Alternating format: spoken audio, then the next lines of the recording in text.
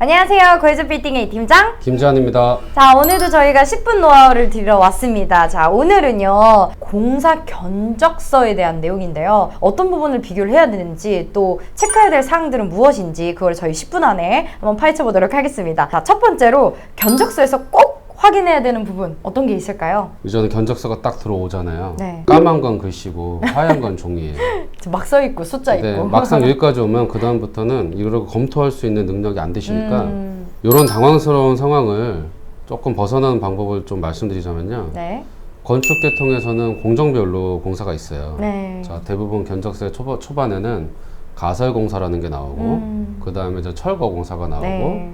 그리고 구조보강공사가 나오고, 저희 회사 같은 경우는 지금 공사 순서대로 이런 프로세스로 견적서를 분리해서 드리거든요. 네네. 자, 이거를 통일시키시는 거예요. 그러니까 업체들을 세 군데에다 견적을 받을 때 큰 분야, 종목만 구분해 주는 거예요. 가설공사, 철거공사, 마감공사, 구조보강공사, 이거를 네네. 요거를 분리를 해가지고 네. 배포를 하는 겁니다. 그럼 견적서를 받았을 때 어떤 회사는 가설공사가 얼마고 어떤 회사는 얼마고, 이게 비교가 되는 거예요. 근데 이거를 그냥 도면만 주고 견적을 받으시면 막상 받아보시면 검토 안 되세요. 물량을 체크하실 수도 없고 단가를 네네. 체크하실 수도 없어요. 왜냐? 아이템이 서로 뒤죽박죽이고 업체하고 업체마다 생각이 틀리고 견적 뽑는 방식이 틀려요. 양식도 틀리고. 그러니까 이거를 기준을 정해서 주시는 거예요. 자, 못 정하시겠죠, 당연히. 이거를 저희가 정해서 화면에 띄워드릴 테니 와, 얼른 캡처하셔가지고 이렇게까지. 요거를 메모를 해놓으셔서 한 장을 작성해서 우리 견적은 이 순서대로 이렇게 분리를 해서 주세요 라고 뿌리세요. 지금 말씀드린 공정별로 분리된 요것만 받으셔도 절반은 하신 거예요. 자, 그러면 이렇게 확인하고요, 비용을 좀 절감시킬 수 있는 뭐 부분이나 이런 것들도 체크할 수 있을까요? 비전문가께서 접근을 좀 잘못 하시는 부분들이 있는데 그냥 무조건 내고 그러니까 깎으려고만 하세요. 이렇게 되면 그냥 공사 품질도 같이 떨어지는 거예요. 그러지 마시고 견적을 뽑으면서 당신 경험상 불필요한 게 있었냐, 그러면 좀 시공사 입장에서 내가 보기에는 이런 거는 좀 과도한 것 같다, 굳이 이렇게까지 할 필요가 있나, 대안은 이런 게 있다, 이런 대화를 서로 주고받으시면 이게 현실적으로 금액을 확 떨어뜨릴 수 있는 영역이거든요. 네. 무조건 깎아달라, 어떻게 깎겠어요. 예, 그럼 공사 품질까지 같이 떨어집니다. 그러니까 비용 절감은 어떤 수준과 어떤 그 내용을 조금 타협을 하면서 좀 조절을 하는 게 실질적인 비용 절감이라고 보실 수 있어요. 네. 구독과 좋아요를 하시면 저희 구해줘 빌딩의 건물 리모델링 솔루션과 다양한 좋은 매물을 누구보다 빠르게 먼저 만나보실 수 있습니다. 구독과 좋아요 눌러주세요. 자, 그러면 직접 공사비, 간접 공사비의 차이점이 있다면 어떤 게 좀 있을까요? 직접 공사비는 말 그대로 건설사가 견적을 냈는데 이 공사는 내가 지출이 된다.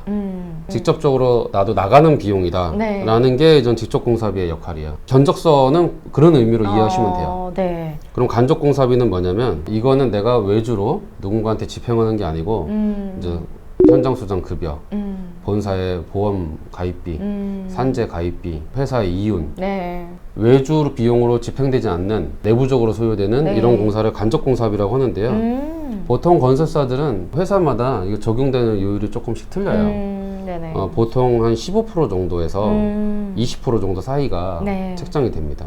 네. 공사 기간이 길면 길수록 비율이 높아져요.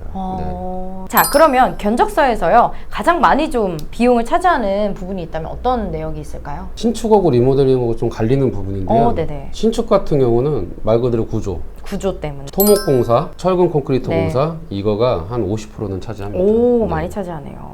리모델링 같은 경우는 네네. 어느 특정 부분에 치우치지 않아요. 리모델링 같은 경우는 기초공사, 철근 콘크리트 구조공사가 기본적으로 돼 있는 상태에서 그거를 재사용하잖아요. 네네. 나머지 공사 영역은 전기, 설비 네네. 이런 것들이 어느 정도 균등 분배가 되고요. 네. 내력 벽체를 과감하게 철거를 한 다음에 구조보강이 이루어지는 경우에는 네. 구조보강 비용이 가장 많이 들어가죠. 네. 공사 이후에요 비용이 좀 추가되는 경우도 혹시 있다면 원인이 보통 어떻게 네, 될까요? 저희 건물주분들께서도 저랑 계약 단계에서 말씀들을 하세요. 저희는 추가는 발생되지 않게 하는 거죠. 그러면 제가 이제 이런 말씀을 드려요. 제가 어딘가를 철거를 하다가 뭐 이거 생각지 못한 게 나왔습니다 라고 추가 비용을 청구를 할 일은 절대 없을 거다.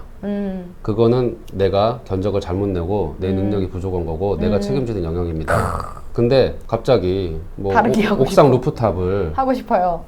꾸미고 싶다. 내가 뭐 최상층 5층은 들어가서 우리가 살겠다. 이렇게 내용이 바뀌면 인테리어 공사를 또 하잖아요. 예를 들어서. 그죠. 근데 이런 부분들은 추가한 거죠. 아, 그죠. 네, 요청 그래서- 사항이니까. 네, 그렇죠, 그렇죠. 네네. 그래서 이렇게 해서 실질적으로 합의에 의한 추가가 나오면 실제로 변경 계획을 통해서 공사비가 상승될 수 있는 거고요. 그리고 뭐 때문에 이렇습니다. 저것 때문에 저렇습니다. 하면서 뭔가 말씀을 드리면 이게 이래요. 건물주 분들은 저거를 또 안 들어주면 공사가 중단되고 늦어지고 또 다른 뭐, 데에서 또 그럴까 뭐 봐, 안 안 좋게 좋은 될까 봐. 상태로 또 공사가 마무리되니 그냥 끌려가시는 수긍을 거예요. 하시는구나. 네, 끌려가시는 거예요. 그래서 이제 실질적으로 이제 그런 업체를 만나시면 안 되는 거예요. 그죠. 네. 그래서 무조건 싸다라고 하면은 다각도로 의심해보고 검토해보셔야 되는 거예요. 나중에 네. 가서 이래서 더 들고 뭐 이럴 수도 있으니까. 맞습니다. 네. 네. 꼼꼼하게, 그러니까 무조건 그냥 저렴한 걸 찾으시기보다는 꼼꼼하게 확인하시는 게 네, 오히려 2배, 3배 더 들 돈 아낄 수 있는 맞습니다. 부분인 것 같습니다. 자, 그러면 참 저희가 많이 듣는 이야기 중에 하나가 가성비 있는 시공, 되게 효율적인 시공, 그런 이야기를 많이 듣는데요. 이렇게 가성비 있게 시공할 수 있는 이유, 노하우가 있다면 좀 어떤 것들이 있을까요? 투자를 선택과 집중을 해야 되는 거죠. 네, 선택과 저희는 집중. 사실 뭐 예를 들어서 인테리어적인 요소만 볼게요. 네, 저희는 엘리베이터, 그리고 계단실, 네, 그리고 화장실, 네, 그리고 외관, 네. 여기까지가 건물 쪽에서 딱 완성시켜 놓으시는 영역이고, 내부는 세입자가 어느 정도 꾸미잖아요. 내부를 과하게 꾸미실 필요 없다. 뭐 예를 들어서 냉난방, 네. 냉난방을 해 놓으셔야 되냐 안 해 놓으셔야 되냐 고민들을 하시는데, 저는 이렇게 말씀드려요. 견적을 받아 놓고 부동산에 얘기를 해라. 세입자 조건이 좋으면 내가 해줄 건데, 자, 이걸 해주려면 막연하게 이게 1억이 드는지 2억이 드는지 어떻게 알고 답변을 해요. 네. 현실적인 비용을 딱 뽑아놓고 조건이 맞으면 내가 해주겠다. 40평짜리 사무실이 있어요. 네네. 보증금을 3천만 원에 네. 월세를 뭐 300만 원을 생각하셨다 치자고요. 근데 그 한 개층에 냉난방을 달아주는 거를 견적을 받았더니 뭐 1,000만 원이면 돼요. 그거를 미리 다시면 세입자가 칸막이 공사를 하면서 또 흔들리고 위치 이동하잖아요. 그럼 미리 해놓으실 필요가 없는 거예요. 그죠. 1,000만 원이면은 내가 냉난방을 갖춰줄 수 있다라는 기준을 딱 뽑아 놓으시고, 부동산에 제가 이거는 원하면 세입자가 뭐 장기로 뭐 조건이 좋다라고 하면은 내가 달아줄 건다.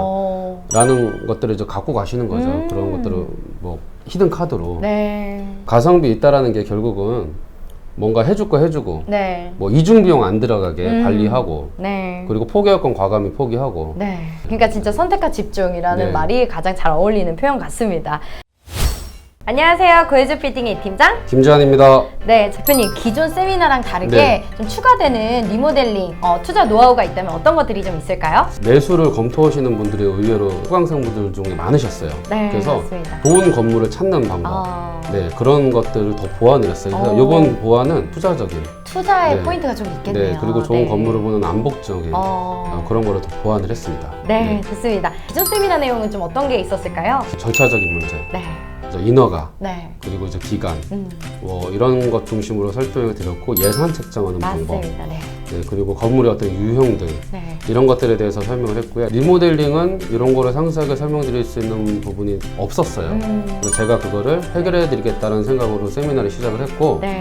이번에는 투자적인 측면을 좀 더 보완을 해서 세미나를 좀 더 준비하고 있습니다. 다시 준비하고 있습니다. 네, 그리고 저희가 또 세미나 참석자에 한해서 우리 대표님과 1대1 저희 상담이 가능하잖아요, 대표님. 네. 상담도 어떤 식으로 좀 이루어질까요? 검토하는 매수 건물이 있는데 이 건물에 대해서 저 집중 분석을 해달라. 네. 아니면은 갖고 계신 건물을 딱 집어서 갖고 계서 오시면 네. 어떻게 리모델링해서 네. 대판다. 네. 이런 측면에 대해서 좀 상세하게 설명을 드리고, 필요하면 뭐 당연히 또 현장도 나가서 봐드리고 그렇게 절차를 밟고 있습니다. 그리고 미팅을 하시게 되면 그 이후에 지속적으로 저희 대표님과 소통하시면서 어떻게 보면 멘토링 역할을 계속 완료되는 그 시점까지 해주시는 거잖아요. 저희가 리모델링뿐만이 아니라 건축, 절세, 그 다음에 성공적인 빌딩 부동산 투자를 위해서 여러분들께 최고의 전문가들이 저희가 함께하고 있거든요. 앞으로도 계속 건물 매매뿐만이 아니라 리모델링, 신축 투자 세미나까지 계속해서 진행할 테니까 아래 번호로 연락 주시면 좋을 것 같습니다.